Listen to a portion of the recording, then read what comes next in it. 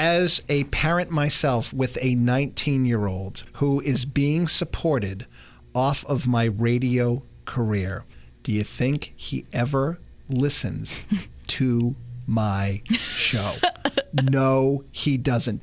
And as my kid is in his car listening to a podcast, hopefully ours, but probably not. Probably not. As opposed to our morning show, he's legit taking food off of his own table, and he doesn't even realize it, and he is destroying every single thing that you and I have grown up loving.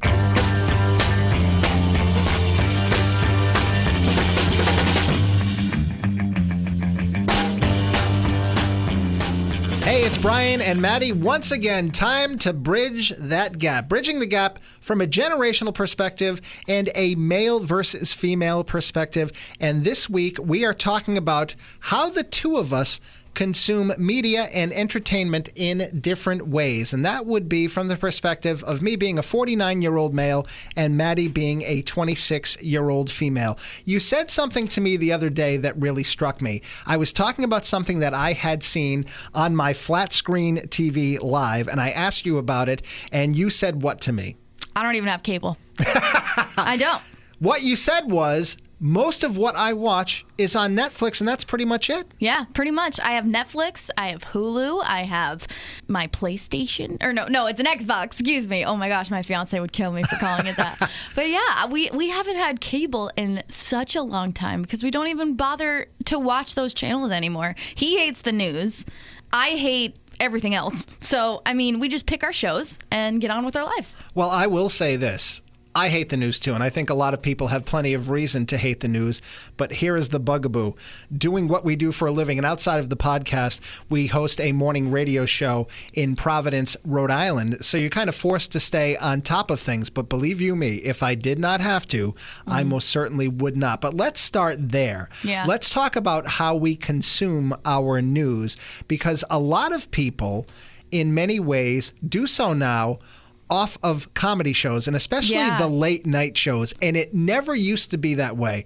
Back in my day, as I often say, the people who were hosting those shows, it was all about being funny, and it wasn't about polarizing the audience by telling them where you stood on any political issue, because that was bad for business. Now, Stephen Colbert, he totally busted through in the ratings by going crazy anti-Trump, and I don't want to say that I'm going to get political and say whether I agree or disagree with that, but that's what made the ratings go nuts. But I think there's a danger in getting all of your news from comedians. Yeah. And I'm very I old school in that way. And for the most part, I will say that I get a lot of it online because of what we do for a living. However, do I still receive newspaper delivery to my door every day like a 90-year-old dinosaur? Yeah. So you're the reason that they're still doing newspapers. Just barely. I Am I the remember, reason keeping them alive? Oh my God. I remember when I was still living with my parents and we would get the newspaper every day because my stepfather reads the newspaper front to back every single morning, even the funnies. Like, he reads all of it. And I always say to him, Chuck, you can just read it online. You know, like, go to the providencejournal.com. But here is where I'm going to give you a peek into your future. And by the way, eventually I'm going to be forced to do so. There's something about holding that paper in your hand and being able to flip it a lot more quickly and not having to navigate through screens. That's where I will start. But where I'm really going with this is you're assuming at the age of 26 that by the time you're pushing 50, your eyesight is going to be exactly the same. And it's not going to be a problem for you to try to read the paper off of your phone or off of a tablet of some kind. And that's, to me, where it gets to be inconvenient. And you know what? If I hit the slow Wi-Fi, the paper, it's dependable. It's there, it's easy. And I'm the same way with books. I've never done the Kindle thing. I've never done the Nook thing. I've tried to use other people's. Let's say I'm trying to read outside. I got the glare on the screen. I don't have to worry about that if I have a hard copy of a book. Are these habits I wish I could break? And does it make me feel like I'm 1,000 years old? Yes, but I am who I am, and that's just who I am. Yeah, here's where I'll agree with you, though. The fact of, like, holding it, I agree with you. I've never been a fan of Kindle or anything like that. I'd much rather be holding the book in my hand, turning the pages physically. There's just something rewarding about it, I feel. But where I don't agree with you is I feel that technology makes things easier, especially now in your case. I think you just need to be more knowledgeable of the technology that you're using. When I watch my father try to navigate even Google, my skin crawls because he has no idea what he's doing. He's guessing the whole time, not to mention he still types with 2 fingers. So I think it's just a disconnect of not understanding the technology and not wanting to understand the technology. Well, here's where I will give you a yes and I will give you a no. Yes, you do have a point, and I'm so afraid of becoming that person who my parents are now. When my parents try to download a picture, they knock power out to all of Southern New England on their computer, and I have to go and figure it out. But where I'm going to disagree is a lot of times when you get technology and you get electronics involved, it's not always dependable. I can't tell you how many times I've had an issue with a device, I've had an issue with the Wi-Fi, or there's a website that's having a problem. I don't have to worry about any of those things when it comes to a hard copy of anything. I find those things to be way more dependable, and therefore, that's why I'm sticking to it. Now, I'm going to go back on the other flip side. If I'm somebody who's exclusively getting a newspaper for all of my news, which I don't, but for the people who do, you're getting day-old news. Okay? Right. You can hop online today and get the stuff that most of those people who are still getting newspapers are reading tomorrow. Yeah, and that happens with my stepfather all the time because he loves to do, hey, did you hear about this, this, and this? And I go, yeah, I have Facebook, and I use Google, and I stay up to date on all of these things way quicker than you do. Here's the other danger. You mentioned the social media in terms of getting your news. Yeah. And if we look back to the 2016 election and the fake news and the fake stories and the hacking and everything else, I really and truly feel like you can't trust everything that is on the internet. I tend to put much more faith into those periodicals where they're taking the time. It's not about being first, it's about being right, and therefore I'm not getting bad information. And working in the business that we do as members of the media, if I grab some information off of social media and report it into the microphone, and I'm wrong, there could be some big trouble for me. I mean, you definitely have a point there. I mean, I think people forget that there's no soundboard on any type of social media. Like, you could literally go onto Google or Wikipedia, for example. You can literally put whatever you want on Wikipedia, and I think people forget to ask themselves, okay, what is the reason behind this article? Who's writing this article? Why did they write this article? I mean, there are so many competitors in the industry that will write an article that's not true just to slander their competition. That happens in government. That happens in marketing. I mean, for me, I buy makeup, okay? I don't want to put any companies on the spot, but one will say, this is the best type of foundation because it's different XYZ. And then their competitor will say, well, we're the best foundation because you don't have ABC. I think people forget to ask the question, is this a sound piece of advice or is it bias? Let me take this another step too, and here's where you run into dangerous territory as it pertains to getting your information that way. How many of us have that hypochondriac friend? Oh, God. Who they feel like they have some kind of a condition, and they're like, I'm not going to go to the doctor. I'm going to WebMD this, or I'm going to Google it, and I'm going to diagnose it myself.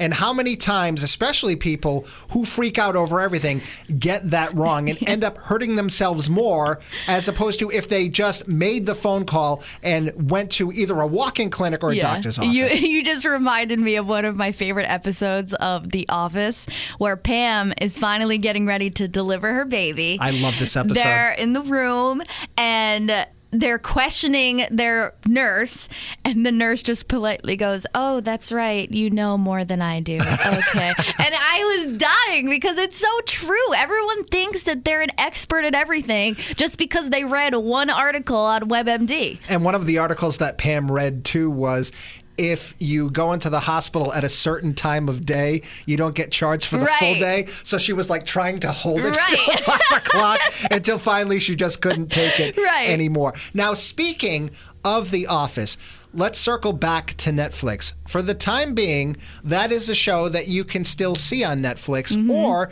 you could do what I do, which is Comedy Central, 2 or 3 nights a week.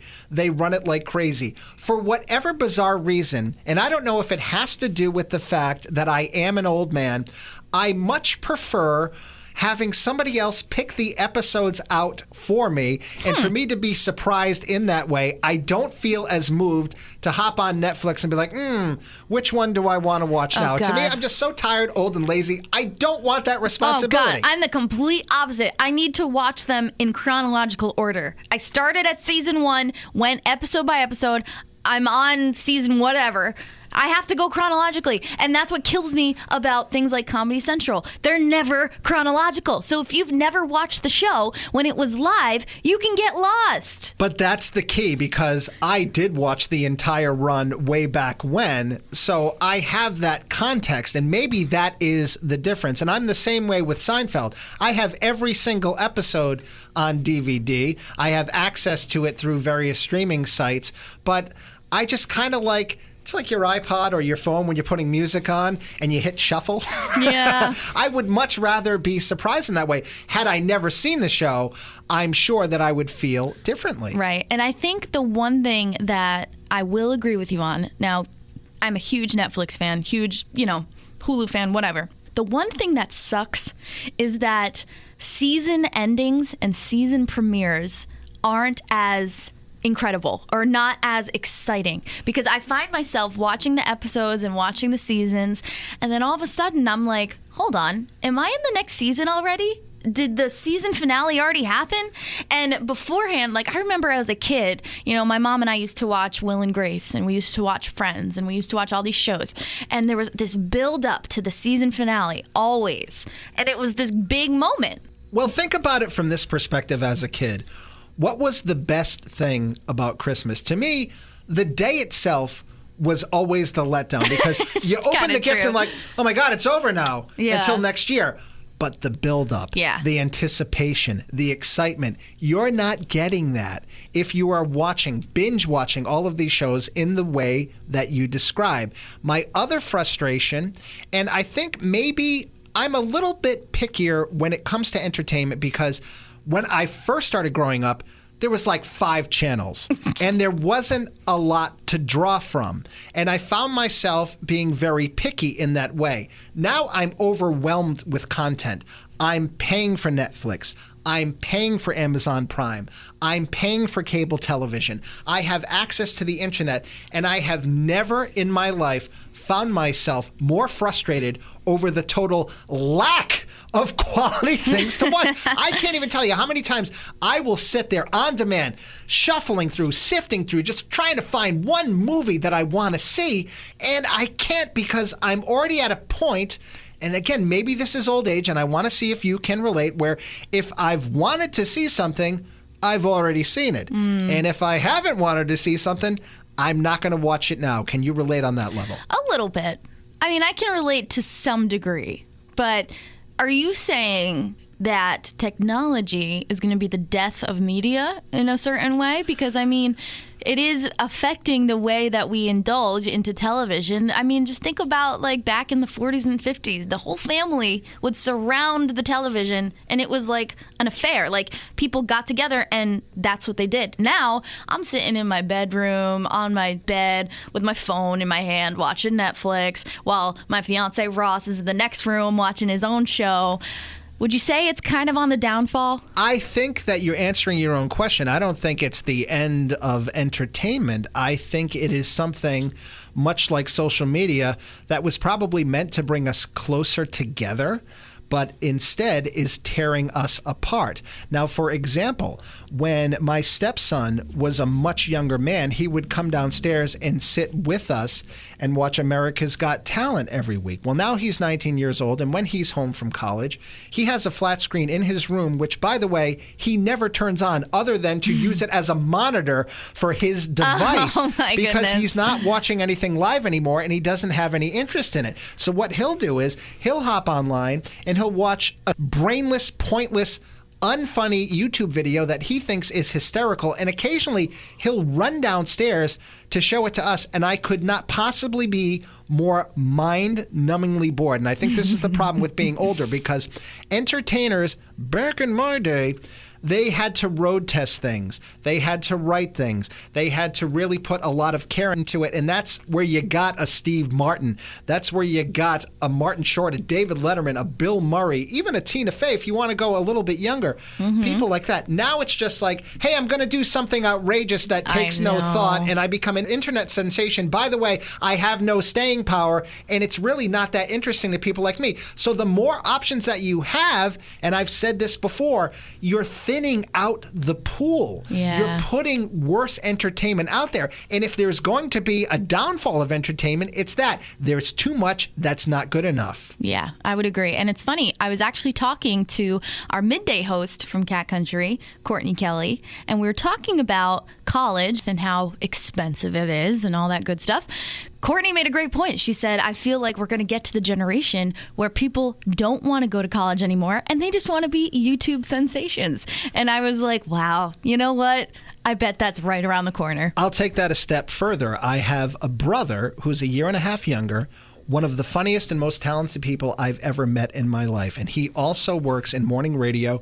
He and I have written for TV out in Los Angeles, which makes me the fuddy-duddy comedy snob that I am. Well, he happens to be teaching at, I believe it's a middle school now, a media class. And at first it was about radio, but the kids had no interest in that, understandably. So then it became about doing these videos to try to get them to go viral. And his biggest frustration, as he's told me, is they don't want to learn how to be talented. They don't want to learn how to have staying power as an entertainer. They want to find a way to make that splash, whether it's jumping off of a roof into a pool, whether it's doing something stupid in a car, whether it's doing one of those challenges that you shouldn't do because people are dying doing them.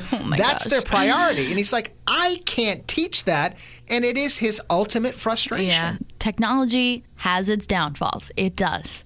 But you got to admit, it's entertaining. Sometimes. No, I mean, but think about, like the show Jackass, Bam Margera and Johnny Knoxville and all those guys that would literally hurt themselves for the sake of comedy. It's kind of funny.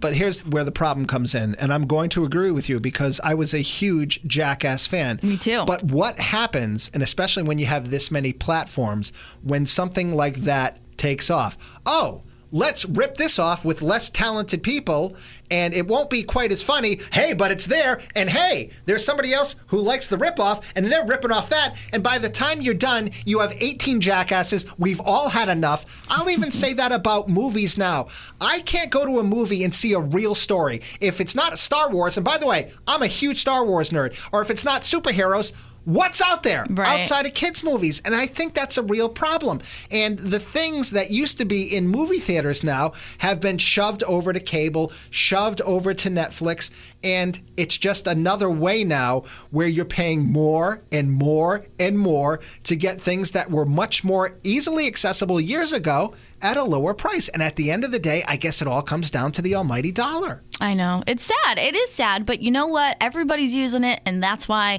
everything gets shoved over to Netflix, because the vast majority of people aren't watching cable anymore because, let's face it, it's not that great anymore. I'm going to say it. All of the content that I want to see is on social media platforms. I don't know that I necessarily agree with that because, look, Game of Thrones... Yeah. And that may be a dying breed, though. That may be something where there was this communal, everyone felt like we had to watch the last season, which in some ways makes me sad. You know what frustrates me even more there's nothing I can do to stop it. And again, as a 26-year-old, I'm going to give you a peek into your own future. Oh because boy, here eventually we go. It's going to start moving away from all of the things that you've loved and you've liked, and a new technology is going to come along, and the 5 kids that your fiance wants to have are all going to be into these things that drive you absolutely crazy, and there's nothing you can do about it. Yeah, I think the one thing that scares me the most is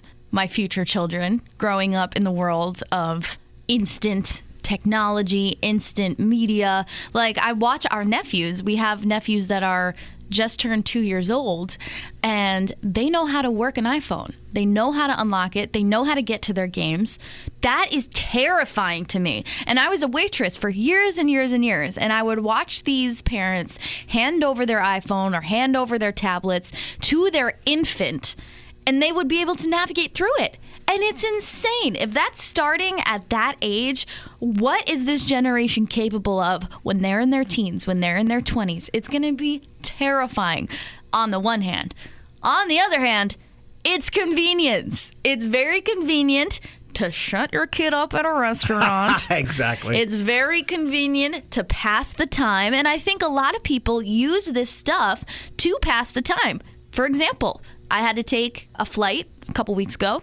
Went to Florida. I spent the entire 3 hours watching Hulu and watching Netflix and playing video games. And the flight was over in what felt like minutes. To wrap things up and make things come full circle and to terrify you. Oh boy. This is where you should be concerned, okay? As a parent myself with a 19-year-old who is being supported off of my radio career, do you think he ever listens to my show? No, he doesn't. Do you think anybody his age is listening to a radio station? And take it a step further. There are so many things that you enjoy and that you love that younger generations, for example, I could even say this, baseball. It's been my favorite sport my entire life. I am watching it wither on the vine, and am concerned that someday it's going to turn into horse racing. It's going to turn into boxing, because they just don't have the attention span. And as things get faster and faster and faster, and as my kid is in his car listening to a podcast, hopefully ours, but probably not. Probably not. As opposed to our morning show, he's legit taking food off of his own table, and he doesn't even realize it, and he is destroying every single thing that you and I have grown up loving. So sleep tight tonight, Maddie. Mr. Positivity over here. I'll tell you what, but you know what? This is what we do every single week on this very podcast. We bridge that gap on Bridging the Gap, and we hope you've enjoyed taking that ride with us. We want you to be a part of that discussion. This is up on social media. It's on many platforms. We would love to hear your opinions. You know what? If you have any suggestions as to what you'd like us to talk about in the future, you can make those as well. Yeah, definitely find us at Cat Country 98.1 Mornings, Facebook, Instagram, our new YouTube channel. Let's connect, let's chat, and let's make fun of Brian together. I'll see if I can have my 19-year-old show me where all of those things are. I am Brian. I'm Maddie. We'll see you next time on Bridging the Gap.